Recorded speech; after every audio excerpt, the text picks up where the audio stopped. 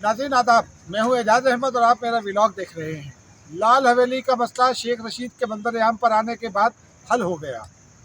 क्या मामला है ये आपको बताएंगे। जस्टिस मंसूर अली शाह ने नैब तरामीम में इख्तलाफी नोट जारी कर दिया और पार्लिमान के बालादस्ती की बात होने लगी। इस पर बात करेंगे। इस्लामाबाद हाई कोर्ट के एक जज के खिलाफ सुप्रीम जुडिशल काउंसिल में शिकायत आ गई, ये भी आपको बताएंगे। और आखिर में आपको बताएंगे आसिफ अली जरदारी और पाकिस्तान पीपल्स पार्टी के साथ जुड़ी दो इम्पोर्टेंट खबरें। नाज़रीन, पहले लाल हवेली से शुरू कर देते हैं। शेख रशीद साहब जब तक मंजर-ए-आम से गायब थे, उनके खिलाफ महकमा औकाफ पंजाब की एक दरख्वास्त जो है वो अदालत में ज़ेर समाअत थी।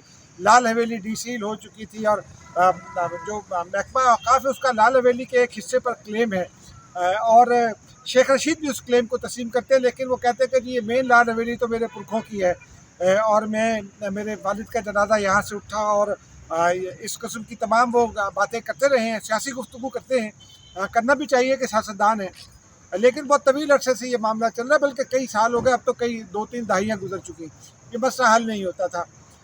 चंद माह हफ्तों पहले, बल्कि माह कहना ज़्यादा मुनासिब नहीं है, चंद हफ्तों पहले महकमा औकाफ ने कार्रवाई का आगाज़ किया और फिर इसको सील कर दिया।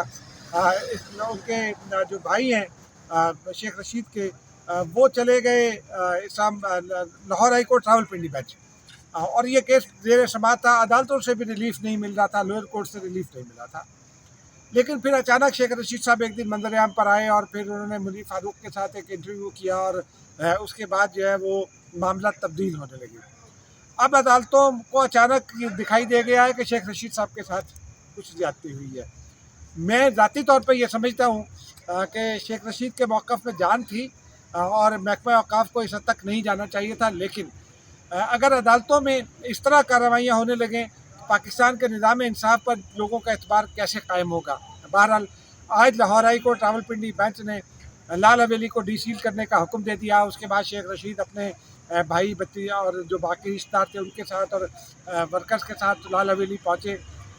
लोगों की बड़ी तादाद भी पहुँची और वह शेख रशीद ने लाल हवेली के बाहर खड़े होकर गुफ्तगू भी की और उन्होंने ये कहा कि जनरल आसिम मुनीर एक बाकमाल और अजीम सिपहसालार है और पाक फ़ौज जैसी कोई फ़ौज नहीं है। उन्होंने अपनी यकजहती का इज़हार किया पाकिस्तानी फ़ौज के साथ और वो उस प्रोपेगेंडे को जो 9 मई का बायस बना था उसको कंडेम किया और उन्होंने कहा कि 9 मई बहुत बुरे लोगों ने किया। फिर उन्होंने ISI चीफ़ की भी तारीफ़ें की। असली क़यादत के साथ इज़हार यकजहती करने के बाद फिर बाकी अब जो प्रोसेस है उन्होंने उसको मुकम्मल कराया। लेकिन शेख रशीद को मुबारक हो कि बिलाखिर उनको इंसाफ मिल गया मंजर-ए-आम पर आने के बाद। नाज़रीन, अब अगली खबर की जानिब चलते हैं। जस्टिस उमर अता बंदयाल जब चीफ जस्टिस ऑफ पाकिस्तान थे तो उनकी जाते जाते ग़ालिबन उनकी रिटायरमेंट से 1-2 रोज़ पहले, मुझे डेट याद नहीं है, बड़ा लैंडमार्क डिसीजन दिया। लैंडमार्क डिसीजन उस वक्त की सुप्रीम कोर्ट ने इसे करार दिया था। नैब तरमीम का जो की थी पार्लियामान ने उनको उड़ा दिया था और ये कहा था कि जी बुनियादी हुकूक के ख़िलाफ़ कोई कानून साजी नहीं हो सकती और फिर बहुत सारी जो है वो चीज़ें लिस्ट की गई थी, बहुत सारे पहलू लिस्ट किए गए थे। जस्टिस मंसूर अली शाह ने 3 रुकनी बेंच का फ़ैसला था, 2 अरकान ने का अक्सरियती फ़ैसला तो ज़ाहिर सी बात है माना गया। जस्टिस मंसूर अली शाह ने इख्तलाफ किया था। आज वो इख्तलाफी नोट जारी हो गया। जस्टिस मंसूर अली शाह का ये कहना है कि पार्लियामान को कानून साजी का हक़ है, पार्लियामान कानून बना भी सकती है, ख़त्म भी कर सकती है। और उनका ये कहना था कि अगर अदलिया ये देखना शुरू कर दे कि जो कानून साज हैं या मेंबरान पार्लियामान है उनका ज़ाती राय क्या थी, ज़ाती एजेंडा क्या था और इस तरह की चीज़ें, तो फिर जो है ये मामला चल नहीं सकते। ये पार्लियामान और जमहूरियत की तौहीन के मुताबिक है। उनका ये कहना था कि अदारों के दरमियान एतमाद भी उसी वक्त कायम होगा जब अदारे एक दूसरे के हवाले से तहम्मुल का मुज़ाहरा करेंगे। और फिर उन्होंने बड़े इम्पॉर्टेंट 27 सफ़हात पर मुश्तमिल ये फ़ैसला है, लेकिन इम्पॉर्टेंट चीज़ जो उनमें उन्होंने लिखी है, उनका ये कहना है कि कानून ये दुरुस्त है कि जो पार्लियामान है वो बुनियादी हुकूक के ख़िलाफ़ कोई कानून साजी नहीं कर सकती, यानी जो बुनियादी हुकूक मौजूद है उनको कम करने के हवाले से कोई कानून साजी भी नहीं कर सकती। लेकिन इस मामले में उनका ये कहना था कि इस मामले में कौन सा इंसानी हक़ इस्तेमाल हुआ ये समझ नहीं आया।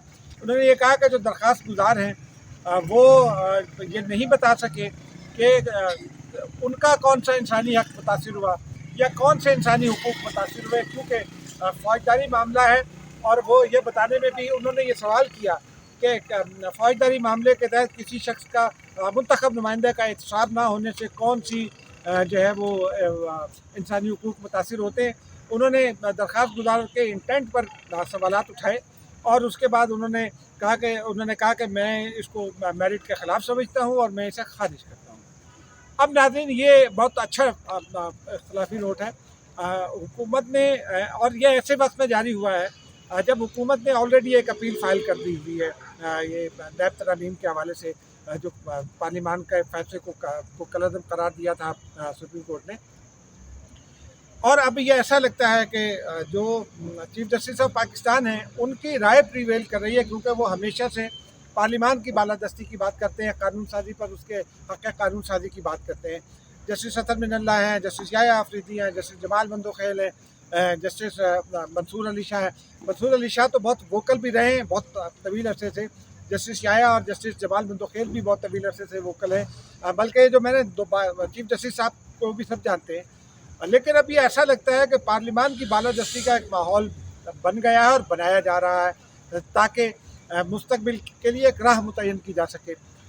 मैं मतलब ये खबर भी है कि ये माहौल बन गया, तो अब मुस्तकबिल में पार्लियामान का, क्योंकि जस्टिस मंसूर अली शाह ने ये कहा है कि इस जो पार्लियामान का ये हक़ मुतासिर हुआ है, उसके बाद पार्लियामान के लिए मुख्तलिफ अवामिल पर, मुख्तलिफ पहलुओं पर, मुख्तलिफ मामलात पर कानून साजी करना मुश्किल हो गया है इसी दबाव की वजह से।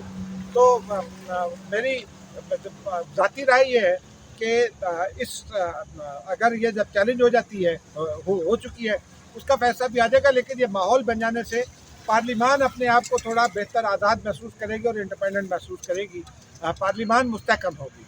नाज़रीन, अब आते हैं अगली खबर की जानिब। जस्टिस मोहसिन अख्तर कियानी हैं इस्लामाबाद हाई कोर्ट के, उनके खिलाफ एक शिकायत पहले तो मीडिया में आई थी कि उन्होंने 13 बेनामी जायदादें बना रखी हैं, वल्लाह आलम बिलसवाब, लेकिन राजा तसद्दुक़ हुसैन एडवोकेट है, उन्होंने सुप्रीम जुडिशल काउंसिल में एक शिकायत दर्ज करा दी है इस हवाले से। अब वो शिकायत जो है वो जब सुप्रीम जुडिशल काउंसिल में आएगी तो उसके बाद देखा जाएगा, क्योंकि कुछ दोस्त ये माहौल क्रिएट करने की कोशिश कर रहे हैं कि जिस जज के खिलाफ भी शिकायत आई वो गया। ऐसा नहीं होगा। सुप्रीम जुडिशल काउंसिल के रूल्स, मैंने कुछ लोगों से बात की, उनके तहत रहकर अगर जो एस्टेब्लिश करनी है, जो चीज़ें साबित करना होंगी, वो दरख्वास्त गुजारों को साबित करना होगी। कोई कार्रवाई, अगली कार्रवाई उसके बाद ही कुछ मुमकिन होगी। लेकिन अभी ये मामला बहुत इब्तदाई स्टेज पर है और ये कहना भी मुनासिब नहीं है कि जस्टिस मदारी अली अकबर नकवी हों या जस्टिस मोहसिन अख्तर कियानी हों या कोई और, उनके हवाले से कुछ चीज़ें जो हैं वो हो गई हैं और वो बस उनको फारिग किया जा रहा है अदलिया से। ऐसा बिल्कुल नहीं है।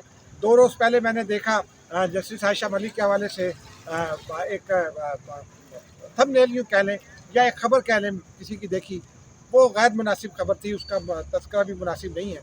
लेकिन बतौर जर्नलिस्ट, बतौर यूट्यूबर, हम लोगों को ज़रा एहतियात से काम लेने की ज़रूरत है। ये जो बुनियादी बात है, क्योंकि एक दिन कुछ लोग ये भी करने की सोच रहे हैं कि इस किस्म के जो जुमले हैं और लाखों लोग उनको देखते हैं, उनके ख़िलाफ़ भी सुप्रीम कोर्ट से रुजू करके कोई एक लाइन ऑफ एक्शन मुरतब कराई जाए, कोई एक ज़ाब्ता अखलाक मुरतब कराया जाए। नाज़रीन, अब चलते हैं असली खबर की जानिब। आसिफ अली जरदारी चंद रोज़ पहले इस्लामाबाद आए थे, 2-3 रोज़ उन्होंने क़याम किया, खामोशी से आए और उसके बाद फिर खामोशी से वापस चले गए।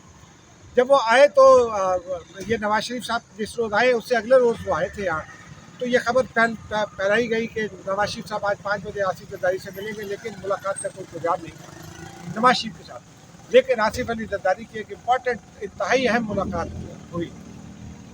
मेरे ज़राए ये कहते हैं कि उस मुलाकात में उन्हें कुछ चीज़ें दिखाई गई, कुछ बताई गई, मुबैना तौर पर कुछ वीडियोस दिखाई गई और फिर उन्हें ये बताया गया कि जो है वो खामोशी से इलेक्शन लड़ें और पीपल्स पार्टी के लिए वरना मुश्किलात हो सकती हैं।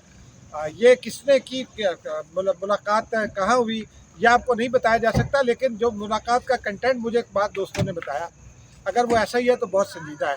आसिफ जरदारी उसके बाद खामोशी से कराची चले गए थे। ये नाज़रीन अलबत्ता ज़रूर है कि जब से निगरान हुकूमत आई है उसके बाद से ये कहा जा रहा है कि पीपल्स पार्टी का एहतसाब होगा। हमने पहले भी चंद वीडियोस की और आपको बताया कि किस तरह पीपल्स पार्टी को क्या शिकायत है और क्या महसूस कर रही है पीपल्स पार्टी। वो तमाम चीज़ें चल रही हैं। पीपल्स पार्टी पर दबाव कम नहीं हुआ। लेकिन उसमें एक इम्पॉर्टेंट खबर है नाज़रीन, पीपल्स पार्टी के हवाले से आसिफ अली जरदारी को अहम शख्सियात ने, जो उनके दोस्त हैं यकीनी तौर पर, उन्होंने ये मशवरा दिया है, ये पैगाम दिया है कि पीटीआई से दूर रहा जाए। अब आप देखिए कि पिछले चंद रोज़ पहले पाकिस्तान पीपल्स पार्टी जो है वो पीटीआई के साथ इत्तेहाद की बातें कर रही थी। अब उस तमातुर के साथ बातें नहीं हो रही, क्योंकि अब बात हो रही है कि कुछ लोग आज़ाद खड़े हों और वो आज़ाद उम्मीदवार अगर जीत जाते हैं, इमरान खान उनकी हिमायत कर देते हैं और वो जीत जाते हैं और पीपल्स पार्टी का साथ दे देते हैं, तो ये अलग बात होगी।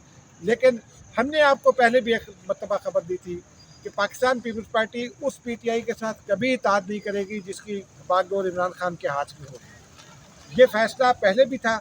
अभी पीपल्स पार्टी के चंद दोस्तों ने, चंद सियासतदानों ने ये माहौल क्रिएट किया था और ऐसा तासुर दिया था कि शायद पीपल्स पार्टी का इत्तेहाद हो गया। उस इत्तेहाद के नतीजे में उन्हें ये मशवरा दिया गया आसिफ जरदारी को, और मेरी इत्तला ये है कि आसिफ अली जरदारी ने मशवरा कबूल कर लिया है।